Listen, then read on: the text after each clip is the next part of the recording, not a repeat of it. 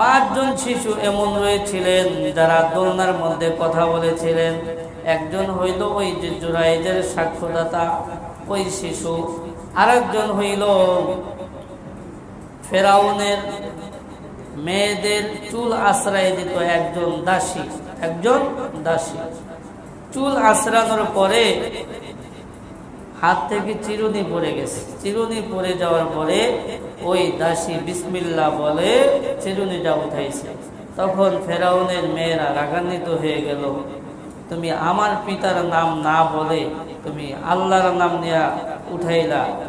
এই কথা যখন ফেরাউনের কানে বসলো, ফেরাউন বলল, আমি তোদেরকে হত্যা করব, তোর যত সন্তান আছে সবাইকে আমি হত্যা করে ফেলব।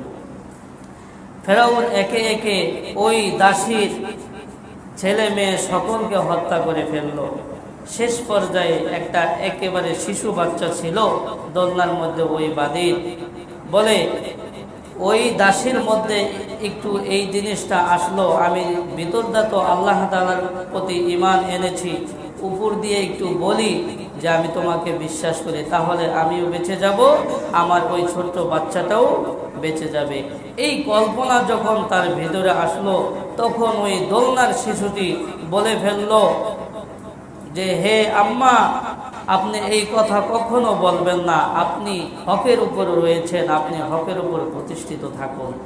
তখন ওই দাসীকেও মেরে ফেললো, এরপর তার ওই বাচ্চাকেও মেরে ফেললো। তো ওই শিশুটি দোলনার মধ্যে থাকা অবস্থায় কথা বলেছিল।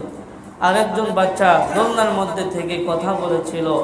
বনে ইসরায়েলের একজন মহিলা একটা গাছের নিচে বসে একটা বাচ্চাকে দুধ পান করাইতেছিল। হঠাৎ করে ঘোড়ার ওপর খুব শান শৌকতের সাথে একজন ব্যক্তি যাইতেছে।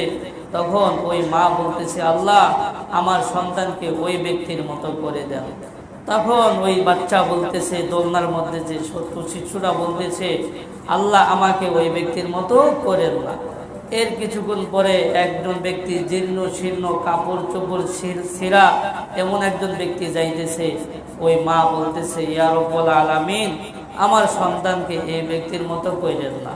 তখন ওই বাচ্চা বলতেছে, ইয়া রব্বুল আলামিন, আমাকে ওই ব্যক্তির মতো করেন। ঘটনা হইল যে শান শৌকতের সাথে যাইতেছিল সে হল একজন সুদখোর। সে কি একজন সুদখোর, অবৈধ টাকা পয়সার মালিক। এই জন্য ছোট্ট বাচ্চা বলছে, আমাকে ওই ব্যক্তির মতো কইলেন না।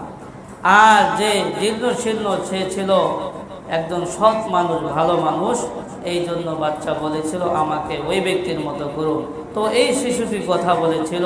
আরেকজন শিশু দোলনার মধ্যে কথা বলেছিল, ঈসা আলাইহিস সালাতু ওয়াস সালাম বলেছিল, আমি আব্দুল্লাহ, আল্লাহ তাআলার বান্দা, আমি নবী বলেছিল।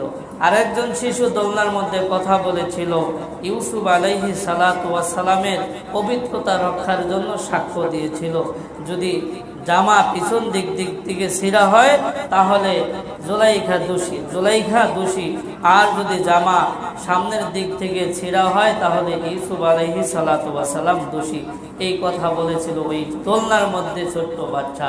তখন দেখা গেল জামা পিছন দিক থেকে ছিঁড়া।